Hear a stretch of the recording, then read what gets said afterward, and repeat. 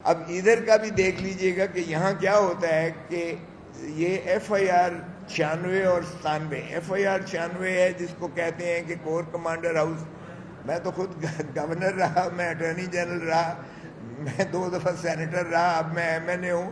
میں نے کبھی نہیں سنا تھا جناح ہاؤس بھی یہاں کوئی ہے، لیکن باہر کے کور کمانڈر ہاؤس کو جناح ہاؤس کہنا شروع کر دیا، اور جناح ہاؤس کا کیس اب کہتے ہیں جناح ہاؤس بھی، اس لیے کہ صرف تعصبیت دینے کے لیے کہ دیکھیں جی انہوں نے تو جو ہے فادر آف دا نیشن کے گھر کو بھی جو ہے نہیں چھوڑا. تو یہ تاثر دینے کے لیے، حالانکہ کور کمانڈر ہاؤس تھا ساری دنیا جانتی ہے. باہر کیف یہ جو ہے 96 اس کی ایف آئی آر ہے، اور 97 جو ہے ایف آئی آر شادمان کی سرور روڈ کی ہے. 97 ایف آئی آر میں رات کے 12 بجے تک سوموار سے لے کر اور ہفتہ پورا، یعنی پورے 6 دن جو ہے تسلسل سے جاری و ساری رکھا جا رہا ہے ٹرائل کو.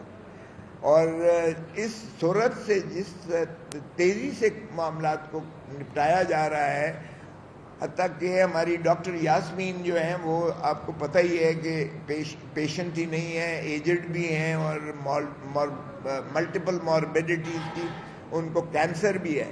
وہ ہاسپٹل میں تھیں، ہسپتال سے انہیں شفٹ کر کے جو ہے جیل، اڈیالہ جیل پہنچا دیا گیا، اس لیے کہ مقصود یہ ہے کہ اس کو فیصلہ کرنا ہے. اور آج کل آپ دیکھیے گا کہ جب جو بھی فیصلے ہو رہے ہیں، عوام پہلے ہی فیصلہ سنا دیتی ہے، میڈیا پہلے ہی بتا دیتا ہے کہ ان کو سزا ہونے جا رہی ہے. اور بلکہ پچھلے ایک کیس میں تو ہم نے یہ لکھا ہے، جو القادر کا ٹرسٹ کا کیس تھا، کہ ایک آپ کے جو ماشاءاللہ صحافی ہیں جن کی ان تک بڑی رسائی ہے، انہوں نے تو سزائیں بھی بتا دیں کہ اتنی سزا ہونے جا رہی ہے، سزا ہونے سے پہلے سزا ہونے.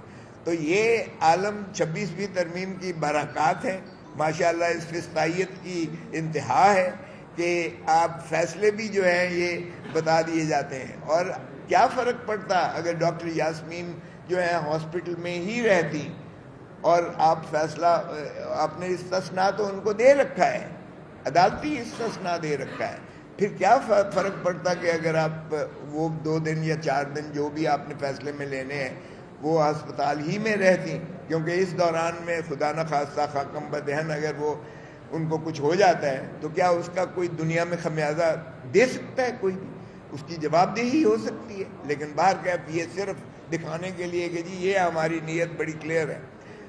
ڈاکٹر یاسمین کو ایسی شکل میں بہت شدید الفاظ میں اس کی جو ہے دکھ کا اظہار کرتا ہوں.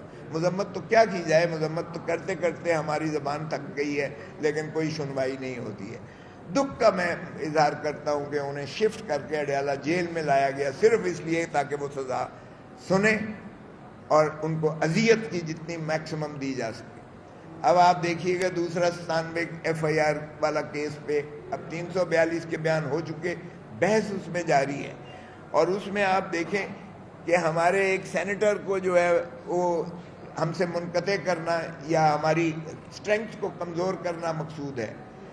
اعجاز چودھری صاحب سینیٹر ہیں ہمارے، 2 سال سے آپ کو پتہ ہے کہ جو چیئرمین سینٹ ہے 2 سال سے تسلسل اور تواتر سے احکامات دے رہا ہے، پروڈکشن آرڈرز دے رہا ہے. ہم نے بھی حکومتیں دیکھی ہیں، 10 سال میں بھی اس پارلیمنٹ کا اور حکومت کا حصہ رہا ہوں. کبھی ایسا نہیں ہوا تھا کہ اسپیکر یا چیئرمین سینٹ جو ہے ڈائریکشن دے، پروڈکشن آرڈر دے اور اسے پیش نہ کیا جائے. لیکن یہاں 2 سال سے اعجاز چودھری سینیٹر کو چیئرمین سینٹ کے احکامات کے باوجود، پروڈکشن آرڈر کے باوجود انہیں پیش نہیں کیا جا رہا. اور اب جو ہے فیصلے پر آ گیا ہے، اور فیصلہ آپ جانتے ہیں کہ فیصلہ کیا ہونے جا رہا ہے. تو اس کا مطلب ہے ہماری ایک نشست جو ہے وہ بھی چھیننی مقصود ہے ہم سے. پہلے انہوں نے ہماری جو ہے فارم 47 کے ذریعے 180 سیٹوں سے ہمیں 90 سیٹوں پر لے آئے.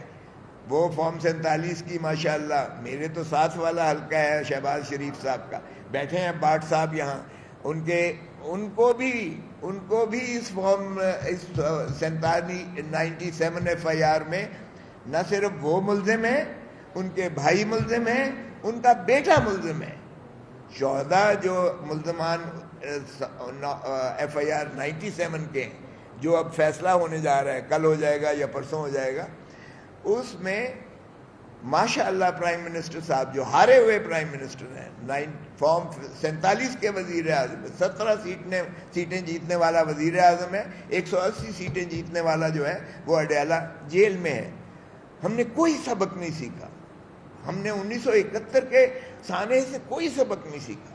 1971 کا سانحہ بھی اس لیے وقوع پذیر ہوا تھا، اس لیے ملک دو لخت ہوا تھا کہ ہم نے 160 سیٹیں جیتنے والی عوامی لیگ کو ہم نے اقتدار دینے سے بالکل ضد کیا تھا، اور اس جماعت کو توڑا تھا. اس میں سے لوگ توڑے تھے، اس میں سے اسی میں سے ایک امین الدین کو وزیر اعظم بنا دیا تھا، اور ہم نے اقتدار نہیں دیا تھا. اور نتیجہ اس کا کیا ہوا؟ جب عوامی مینڈیٹ کو دھتکارتے ہو، جب عوامی مینڈیٹ کو اس طرح سے آپ جو ہے ذلیل کرتے ہو، اور جب یہ خلیج پیدا کر دیتے ہو، تو پھر ملک خاکم بدہن ملک نہیں چلا کرتے ہیں، اور ملک جو ہے دو لخت ہوا. اب ایگزیکٹلی اس کا ریپلیکا کیا جا رہا ہے. 180 سیٹیں جیتنے والے کو جیل میں ڈالا ہوا ہے. اس کی پارٹی کو پہلے منہدم کر دیا گیا، عدالتی ذریعے سے منہدم کیا گیا.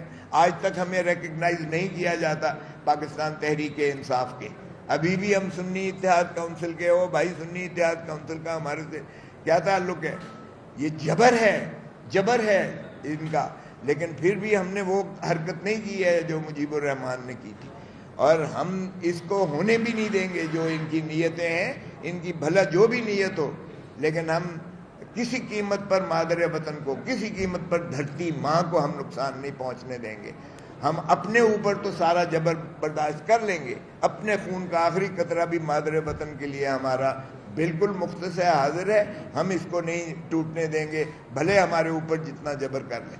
تو بتانا مقصود یہ تھا کہ دیکھیں بھٹ صاحب جو ہے صرف اس لیے یہ ان کو بھی سزا کرنے جا رہا ہے کہ یہ شہباز شریف کے خلاف اس نے جسارت کیوں کی لڑنے کی الیکشن، اور جیتا ہے. فارم 47 کا جیتا ہوا ہے. میں نے مجھے یاد ہے جب مجیب الرحمان کو پیش کیا گیا تھا ایک خصوصی عدالت میں، تو میرا اس وقت جو ہے عظیم درانی جو ہے وہ ڈی ایس پی تھا، جس نے منت کر کے پیش کیا تھا اسے.